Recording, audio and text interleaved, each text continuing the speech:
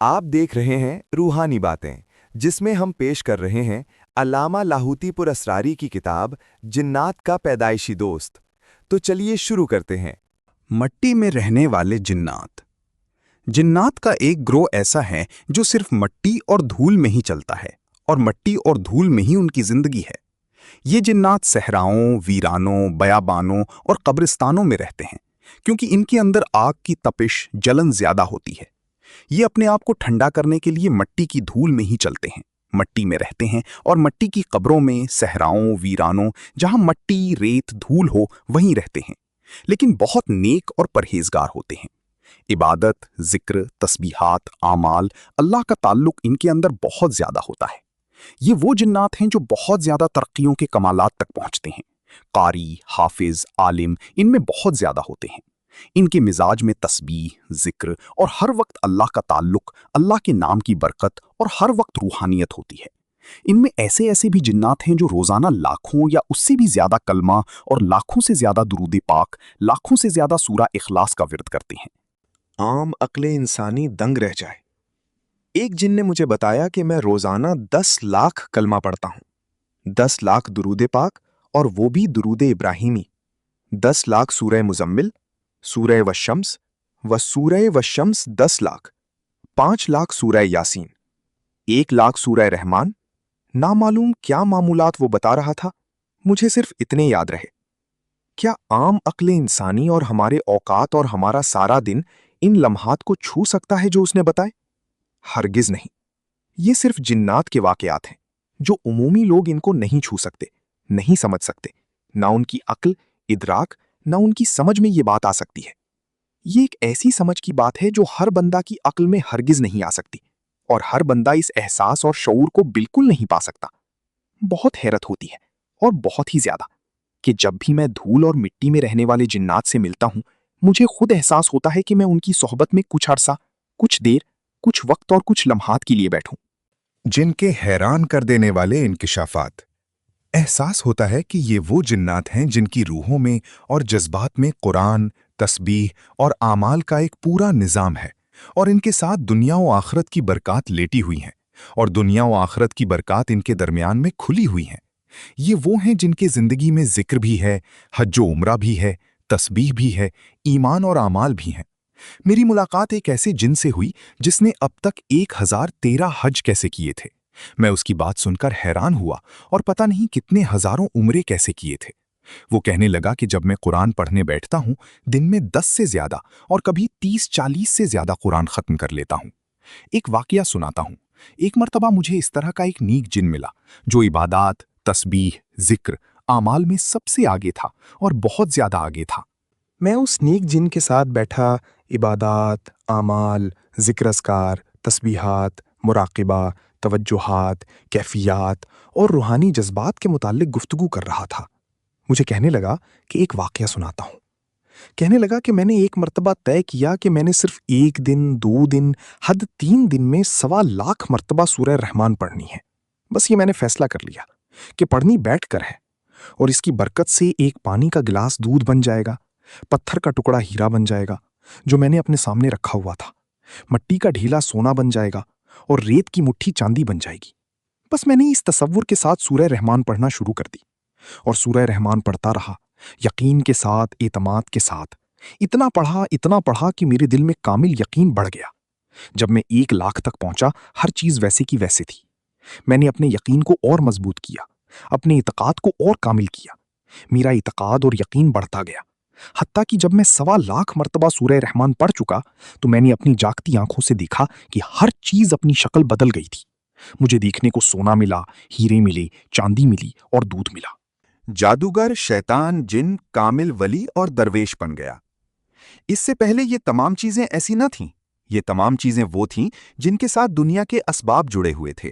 مٹی تھی تو مٹی تھی، اور ریت تھی تو اسے دنیا ریت کہتی تھی۔ پانی کو کوئی دودھ نہیں کہتا تھا، پتھر کو کوئی ہیرا نہیں کہتا تھا۔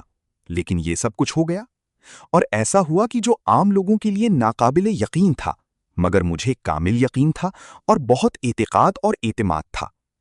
پھر اس نے اور واقعہ سنایا کہا کہ جب میں نے سورہ رحمان کو جس مقصد، مسئلہ، ناکامی، پریشانی اور کسی الجھن کے لیے آزمایا، سورہ رحمان نے مجھے مایوس نہیں کیا۔ سورہ رحمان سے ہمیشہ دولت، عزت، سکون، زندگی اور کامیابی پائی، خیریں اور برکاتیں پائیں، راحتیں اور رحمتیں پائیں، ہمیشہ کی برکاتیں اور ہمیشہ کی خیریں۔ میں مطمئن ہوں آج تک سورہ رحمان نے مجھے کبھی مایوس نہیں کیا۔ کہنے لگا، ہمارا ایک جن ساتھی تھا جو جادو میں بہت آگے تھا۔ ایک مرتبہ میں نے سوچا کیوں نہ میں سورہ رحمان کو اجازت دوں تاکہ وہ اس کے اندر کی شیطانیت، کالا جادو، اس کے اندر کی خباثت کو نکال دے۔ الغرض میں نے یہی کیا۔ آج وہی کالا جادوگر ہے جس سے بڑا کوئی نیک درویش، سخی، بزرگ اور ولی جن نہیں ہے، اور وہ بہت زیادہ درویشی اور ولایت میں بہت آگی ہے۔ مجھے زندگی میں جہاں بہت شریر، شیطان، خبیث، لعین، کالے، گندے، ناپاک، خیانت اور نجاست سے لبریز جنات ملے، وہیں میری زندگی میں ایسے ایسے ولایت کے تاجدار اور درویشی کی عبا کو پہنے ہوئے جنات ملے جنہیں دیکھ کر بہت زیادہ حیرت ہوئی اور بہت زیادہ مزاج میں احساس ہوا کہ دنیا انہی لوگوں کے ساتھ زندہ بھی ہے، تابندہ، آباد اور شاد بھی ہے۔ یہ وہ لوگ ہیں جو آنے والے بڑی بڑے عذابوں کو ٹلوا جاتے ہیں۔ یہ وہ جنات ہیں جو آنے والی بڑی بڑی مشکلات، ناکامیوں اور مشکلات کو ختم کروا دیتے ہیں۔ انہی جنات کی وجہ سے دنیا مشکلات اور پریشانیوں سے چھٹکارا پا چکی ہے۔ یہی وہ جنات ہیں جو اللہ کی ناراضگی اور غصہ کو ٹھنڈا کرتے ہیں۔ ایک جن کی حالت میں نے دیکھی، وہ دن رات پتھروں کا ڈھیر سامنے رکھ کر بیٹھا رہتا تھا۔ گول گول پتھر تھے جنہیں وہ دریاؤں اور ویرانوں سے اکٹھے کر کے رکھتا تھا۔ پتھروں کا ڈھیر تقریباً 2 اونٹوں کے قد سے بھی زیادہ تھا، بلکہ بہت زیادہ تھا، اور وہ مسلسل ان پتھروں پر ذکر کرتا رہتا تھا۔ وہ روزانہ پتھروں کا یہ تمام ڈھیر پڑھ لیتا، پھر دوپہر سے اسی ڈھیر کو شام تک پھر پڑھتا، یعنی دن میں 2 مرتبہ اس ڈھیر کو پڑھتا تھا۔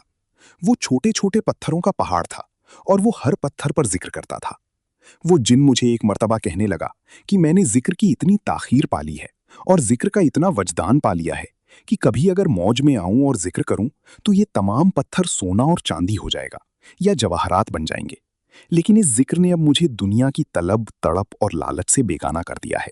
اب مجھے صرف دن رات ایک ہستی چاہیے، وہ ہے رب کی ہستی، وہ ہے رب کی ذات، اس کا ذکر، اس کی تسبیح اور اس کا نام ہے۔ غوث، قلندر اور کتب سے ملاقات۔